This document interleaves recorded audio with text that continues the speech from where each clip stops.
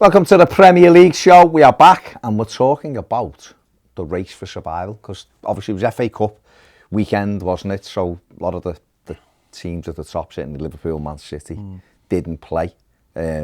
Arsenal, Spurs did. We'll talk about them in a bit. But there was a couple of games or 3 games rather, that affected the other end of the table. Everton Newcastle was the first one. Everton won the game 1-0, huge win for Everton. Newcastle have been on a really good run, 2 defeats on the run for them, 2 narrow defeats away from home, but I think we decided last week that they'll be fine. Yeah. They've got the points in the bag. Big win for Everton and Mathew. To get that victory gives them a good opportunity to get out of it with the games in hand, although it's still going to be, it's still too close to call, I think, for Everton. Without take our blue tinted glasses off, it's going to be, if Everton survive, it'll be by the skin of the teeth, I think. And all about that survival, the lads on the last man standing have been discussing whose time should be up in the Premier League. So let's listen to a little bit of that one. For me personally, I think one team I'm a bit bored and tired of seeing now, it probably has to be Burnley, to be honest. I feel like they've rode their luck quite a lot throughout previous seasons. This season, though, I think finally, after all these years, it's coming back to get them. Only 3 wins this season. It's not ideal. They've invested a lot of money this time, finally, but it feels like it's coming way too late. And I just want to see a new team come up playing a new style of football. You're looking at Championship clubs, looking at what Fulham are doing right now. It'd be nice to see them back playing nice football, making the league entertaining. I just feel like Burnley, I'm just a bit tired. It's the same old system, same old tactics. So we're all supporting clubs that typically finish in the top 6, and Burnley tend to be a thorn in all of our sides. Are we just wanting them out because they're difficult to play against? Because how Burnley play, and we'd rather a team like Fulham come up who are going to be open and easily beaten.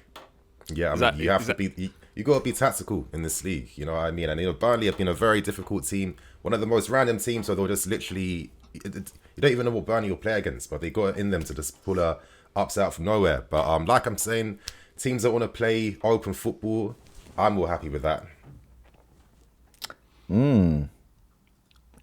Burnley is the team they want out. I think Flav makes a really good point there, though. We say Burnley because Burnley are generally just horrible. Yeah. They're difficult to play against, aren't they? That's why I think a lot of people wouldn't be too bothered to see that. Not any slight, kind of slant on Burnley, or slur on Burnley, but just because it's like a compliment. They're just so difficult at times to play against, aren't they? Yeah, no one fancies playing Burnley, even though they've only won a couple of games or whatever, 3 games this season. No one fancies playing them. You always expect a difficult game. I think also there's a lot of other factors that probably play into that, which you don't sort of consciously think about. The stadium is an old stadium. It seems like a very old-fashioned ground. Seems like a very old-fashioned place. There's been a couple of other things in the last couple of years which have reared the heads, which to me I wouldn't be bothered if they went out to the Premier League. So I think a lot of people would say Burnley, but I also think a lot of people would probably say Everton as well. I was going to say I think a lot of people would say Everton. I think a lot of people would go like the idea of a big club going out the Premier League and the drama that creates. Because, and also we have become, certainly if you're young, we are a club that does nothing. We are a club that offer very little. Don't win any trophies. Have threatened European places a few times. Normally don't go down. We don't go down. We are always, there's always drama, there's always flux. I don't think people like our fans because we do sell out in droves and we do go places. I don't think people. I'm very opinionated. I think people don't like coming to Goodison Park either. And there's a staleness about Everton as a football club, which we know all about.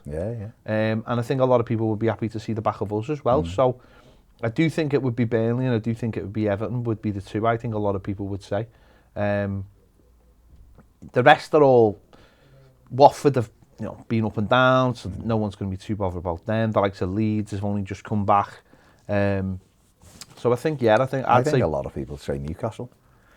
I think they probably would, but because of the money. But then now they've got the money, people would. But people, I think, like the idea of Newcastle going down because they've got the money. Because it's like let's laugh at you for another year. Yeah, and that's also because a lot of people, I think, are worried about Newcastle as well, long term, worried that they're going to encroach on their positions. Whether not something like the top two, but you can European places and pushing for that with the money and stuff. So and buying players that maybe other teams would normally be in the hunt for. And they will, let's be honest, they will. They've got money, they'll offer great wages. So it'd have to be a gradual thing, though. This idea that they can turn it around quickly, it can't be done. No, but I do think they'll buy a lot of players, though. I do think they'll spend a lot of money. They'll only be able to if they can sell other players, though. I think they can't, mate. It's the rules. I think this summer, I think they'll have I don't think they'll be asked. They've got 19 million to play with, I think, this summer. I think this summer they'll spend 150 million without a shadow of a doubt. So they'll breach you. They won't be. They'll do it. No problem. No problem at all. They'll spend 150 million this summer without even worrying about it, and then they'll worry about it later, because that's what the problem is that clubs with loads of money can afford good lawyers. We've had loads of money. It didn't help us. But we've not put ourselves... No, but that's not the point. We bought terrible players. I'm saying Newcastle will spend the money and they will worry about the stuff. Probably buy terrible players. But that's... Well, no, that's... You can't say they're going to buy good players, can you? No, I think they will buy good players. I think they haven't so far, so it's... I think they have. I don't think they've bought players that suit where they are, and they'll buy better players. They will buy better, yeah, but buy it's whether better they players. work out. Yeah. I think Newcastle will be a top 8 team next season, no problem at all. And then they'll just keep building, and they'll find dodgy sponsors and all the rest of it. And as I said, clubs with a lot of money could have a lot of money to spend on lawyers. PSG and Manchester City have proved that, and that's the kind of money we're talking about. So I think that's a reason why a lot of people would have liked to have seen them down. But Burnley are naturally a club that I think a lot of people just feel like I'm one that they really want to stick around, and I can care. I don't want them sticking around. Because it means we might survive. It means we might survive.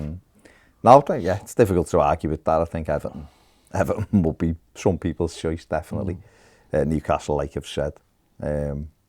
Maybe Leeds, because of they're a big club with good fans, and Burnley will probably be one because of the awkwardness of them, and they're horrible to play against in a nicest way. So, yeah. But on to, obviously, we've just touched on the Everton beat Newcastle in that game, and then on Friday night there was a home banker, if ever there was a home banker. Wolves in great form, playing Leeds United, and they were just won last minute against Norwich the week before, but letting goals in. And Wolves 2-0 up and absolutely cruising. Leeds looking like they're going to lose the game, and then for me, an absolutely ridiculous decision. Yeah. To send Raul Jimenez off. Absolutely crazy.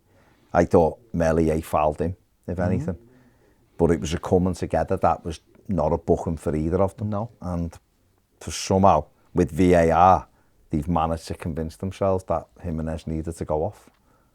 I've seen things of, pure conspiracy theories, like they don't want these to go down and all that, but so they changed the decision. But I can't. It's not that. It's just the incompetence of referees and VAR. And fair play to Leeds, they took full advantage of that, and Wolves collapsed in a way you wouldn't have expected them to collapse. No, they're the kind of decisions in the Premier League where we're the worst ones. Then that's not a yellow card. That's just a coming together. Anyone who's ever played football, if two people go for a ball and one just gets there slightly earlier, it's a foul at most. It's not a yellow card.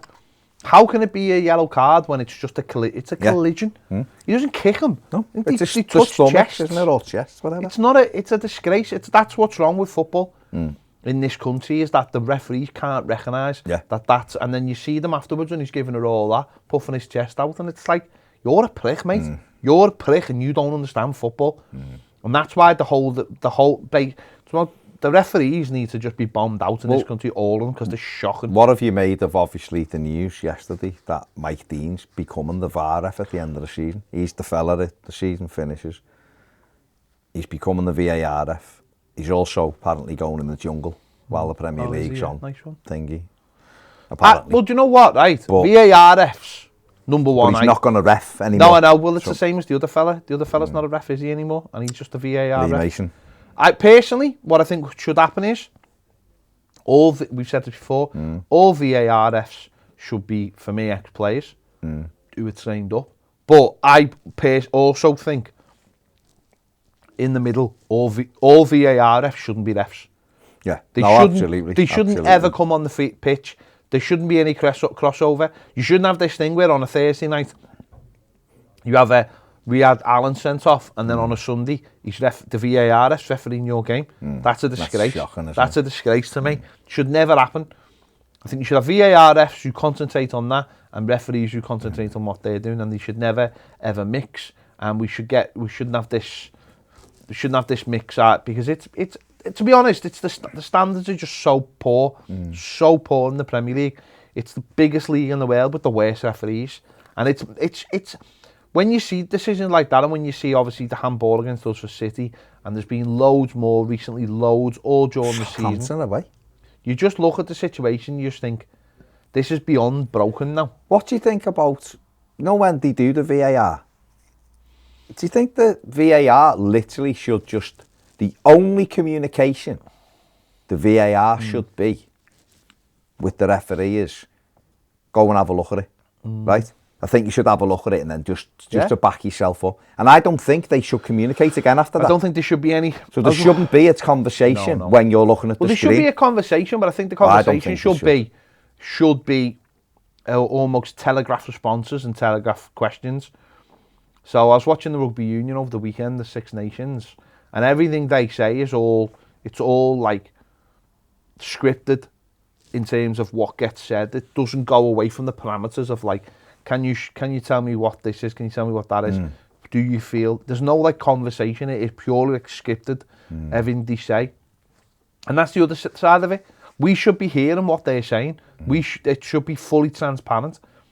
It's just beyond the joke. VAR is there to help, and it should help, and it doesn't. And all you get is this apology if you get it wrong. Why aren't refs getting stood down? Why isn't something happening?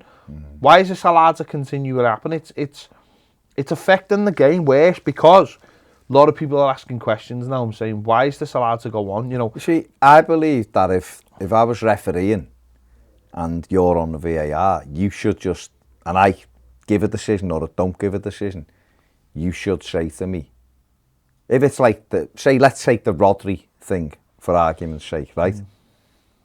There's a handball there. Go and look at it. Or just go and look at the screen to back yourself up. So I go over to the screen. Then I should just look at the pictures myself to go, is that? And then they just play me the pictures. I don't think, because what I think you're getting the VAR fella trying to change the referee's mind. No, whereas if I, like the Allen sending off, right?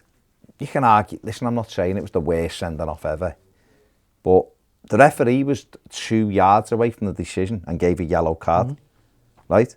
Which should have been sufficient. The conversation should be, did you have a good view of that? And if the referee goes, yeah, then I've given him a yellow, this should be the end of it, right? If the referee goes, no, why? And they go, well, just go and have a look at it and just see if you're happy with your decision. And then he goes over to the screen. He doesn't need the VAR fella going, his both feet are off the ground there. He's out of control. You've made the wrong decision. Then make the ref go over and just look and go, right, play me the pictures. And they play it. And if the ref goes, oh, yeah, I've made the wrong decision there. Well, VAR should be for things you don't see, not the things you really do see. That's the thing about it. It's like the handball against us. The ref couldn't see that. So the guy should have said to him, go and look at that on the monitor, because from where you make the decision. From where I'm sitting, I can see the other angle, and it looks like it might strike his hand, but go and check, because you couldn't see that. But you're right, you see that. It's supposed to be an obvious error. He gave him a yellow card, he's 5 yards away, he's right on top of it. See it in real time. In real time. In real time. Yeah. So, It's the way they use it is. And it's not only Everton, obviously, other everywhere. teams have been getting hammered with it, haven't they? It's utter nonsense. Well, Forest had it against Liverpool in the FA Cup the other day. Goal that was given that would have been ruled out the other week. Lukaku got one ruled out in the cup final. And then a penalty that lots of teams have been given because it was against Liverpool, he didn't give it. So I'm not, and it is what it is. I'm just using Forest on that. But Liverpool have had it in games. City, we've all had it. We've all been on the wrong end of it. But for this when we particular one, it's just. But for that, to me, I just don't get it. That to me is where the VAR should say to the ref, do you want to go and look at it from another angle? Because you might think he caught him, but I don't think it's just a coming together. Not every coming together is a booking, is it? They're just two honest lads. It changed the game. Leeds went on and won the game. It's a huge 3 points for them. Massive, yeah. Huge 3 points gets them. You know, well away now. The confidence will be flowing, and 6 points in a week. And really, it's a referee decision that can change the complete momentum of the game. Send Everton down, or could send Burnley down, or it could send Watford down. And it's nonsense. And it's keep Leeds poor refereeing. Absolutely. And as I said, the standard refereeing is terrible. But Leeds. I'd get me if Everton were to go down or whoever, I'd be getting the lawyers onto this. Yeah, from that perspective, because it's a huge thing. It costs your club so much money. You go after the referee or the Premier League because these mistakes, and they are mistakes, could be interpreted as people deliberately trying to change results of games. Because it's that bad. What's the other alternate to that? When you see decisions for even for other clubs, that's it. Like for a Wolves fan, Wolves mightn't get in the Champions League or into Europe now because of that. Where there's only two things, isn't it? Frank Lampard said it the other week. It's one or the other. They're either so bad and incompetent, or there's something else going on. So if you want to discard something else going on, then they're so bad and incompetent. Well, why are they so bad and incompetent then? And why are they still getting to referee games? That's the top and bottom for me. There's no punishment. No one ever comes out and gets punished for it. To be stood down with no wages. Yeah, that's what it should be. It's crazy. For a game for the money that's in the Premier League and the money that, for the spectacle of it all, it just makes surely the Premier League looking at it just going, this can't be right. Absolutely. These decisions are shocking. Absolutely crazy. But Leeds went on and won it. So. Leeds won it brilliantly. They went after them, and fair play to them. They didn't settle for the point or whatever, and they went at it, and they got the win in injury time, and a big win for them. The other team who's kind of in there as well, Brentford, I know they've got some points in the bank, but another defeat for them at Leicester. Leicester were looking like they might be dragged into it the other week, but they got some positive results, and this was another one for them, a good 2-1 win. Held on in the end, didn't he? Held on. Brentford scored two good goals actually by Leicester, and then Brentford scored a cracker as well, and Schmeichel made a couple of big saves as well. So Brentford aren't out of it by any stretch. They've got points in the bank, which is what you always want. But there's teams like Everton who've got 3 games in hand on them. If they win, then they're above them. So even though they've got the points in hand, you'd want them, wouldn't you? You'd rather have them. Yeah, you'd rather have the points. I think they maybe need another 5 or 6 points, Brentford, from their remaining games. But good win for Leicester. Yeah. And then the other games were at the other end of the table. Top 4, yeah. Obviously, looking at the top 4, couple of big games. Obviously, Aston Villa have been doing well of late. Arsenal went to them, and big win for Arsenal. This 1-0 win. Saka got the goal, good goal. But I thought what was interesting after this game was there was some criticism of Arsenal and they're celebrating. And I heard this from Wolves when Arsenal beat Wolves recently as well away. And I'm just like, what's going on here? Like, we were at the game on Thursday, and you win a game like that, and the emotions just take over, and you can't control yourself. And it's just a game of footy, I understand, it's just 3 points, but that's what football's all about. It's about the journey, it's about the moments, it's about when you win a game. Who's criticising Arsenal? The likes of Bonlahor and people like that, and a few others. Really? Saying, they've gone over the top and all that. It's like, well, hang on. They've won a game of football, tough away from home. They've come off the back of that Liverpool game, and they've gone to Villa, being on decent form, and they've got the win, and it's huge. It's a huge win with Manchester United and Spurs around them, and West Ham around them, and they've got it and they're up into the top 4, and they're the games that get you top 4. They're the games that get you where you need to be. Going to Villa and winning 1-0. I mean, if I was a Villa fan, I'd take that as a compliment that they've celebrated like that. Agbon the horse a beat though, isn't No, he's a fella beat. knows not. No, but I just this thing, I've seen it recently. This thing of like, seems to have like, it's become a thing of like criticising fans for celebrating. You're not allowed to You're not allowed to celebrate celebrate any kind of football. Social media foul outrage. No, I know it is, but it's just pathetic. That's what it is. And when other people fall into the trap of like, well, they beat your teammates, you know, let them celebrate. Like when Villa celebrated loads when they came to Goodison. Yeah. And Gerrard was, Like won the league. And I was like, but that to me is what it's all about. They won. So that's what it's all about. You've won a game of footy. They've done the most important thing, which is winning. You can't have this thing of like, you celebrate, look at the way you celebrate. Yeah, it's nice to win games. Yeah. Nice to win games. And for Arsenal, if they get in the top 4, it's a huge achievement because they weren't one of the favourites. I don't think they're amazing, but they're doing what they need to do. And that's sound, so you've got no issue. Go away and win a tough game, you should celebrate it. You can't be, you know, this where we are now. You win a game, you're not allowed to be happy, you're not allowed to celebrate, you're not allowed to do this. Nonsense. Do you want? That just comes across to me as pure bitterness. And you know, can't be Agbon the horse, like I said. You know, wasn't a very good footballer. Obviously, he had a great career, won all those trophies. Lots of trophies. No, listen, he's entitled to his opinion, of course, but don't criticise people for celebrating a big win, because it was a big win.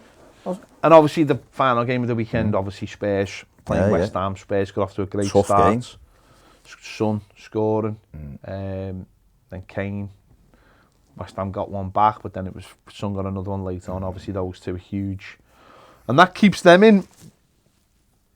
It keeps them in the hunt, doesn't it? It really does. Big win. You know, that was a really big because against win. the rival, aren't they? Who are battling in there as well. And you know, I think I've seen David Moyes saying it was probably the toughest fixture they could have had after, because they beat Sevilla in the Europa League on Thursday, and that was a tough game, and then have to go to Spurs, and there's a bit of needle in that game anyway, and Spurs are going for that as well. But a big win for Conte's team. Another team who were a little bit hit and miss without them. I know you can say this with a lot of teams. Those front two were unbelievable, aren't they? And they got the record for the most between combination.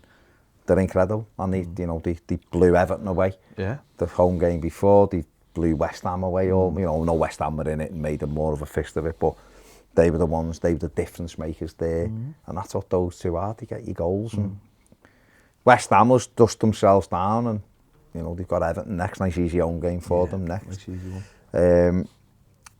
And they just have to go again. But for Spurs, a big win, because obviously lost at United the week before. Yeah, they've got to somehow get a bit of momentum going. But every 3 points, they've all got to hold on to Arsenal's coattails at the moment, because Arsenal are in the box seat, a couple of games in hand. That's it. They're in the box seat. United are the same. They've got to win their games when they give them the chance, and we'll see what happens. But big win for Spurs. Keeps them right. Very big. But for West Ham, as you mentioned there, they beat Seville. Really tough game in the Europa League, and they're into the quarterfinals. And it's always going to be tough 3 days later for the players, and to get up to those again. You got to get yourself up to that level again, and it's a tough place because Tottenham are a good side. So they'll be happy they're through to the quarterfinal, and they'll go from there. And they've got a decent draw. So let's look at the league table. Yeah. So obviously nothing's changed at the top. It's just tight, isn't it? Yeah, it's very tight point within it. And obviously Arsenal are right in the mix, aren't they now? And that was a big win to go to Villa and get that win was incredible. And then obviously at the bottom of the table, obviously Everton with our win, pulling away a little bit from Watford, 4 points now from Burnley, but obviously Everton. Well, we would have loved Leeds to have been beaten. Yeah. To keep that would have only been a point gap. That's 4 points now. 3 games in hand. But we've got the games in hand. But obviously Everton have got to win those games in hand. And what's mad is if Everton were to win the 3 games in hand and the 2 games in hand on Newcastle, he'd be above all of them. Yeah, but it's doing it and saying it. But I'm just saying it. That's where we are, isn't it? You look at the likes of Brighton, who were up there early in the season in the top 4 of now. Newcastle are only 2 points behind Brighton. and things like that. So Yeah, very interesting. There we have it, yeah. There you go. The Premier League show done. Yeah, obviously no games this weekend, which is fantastic.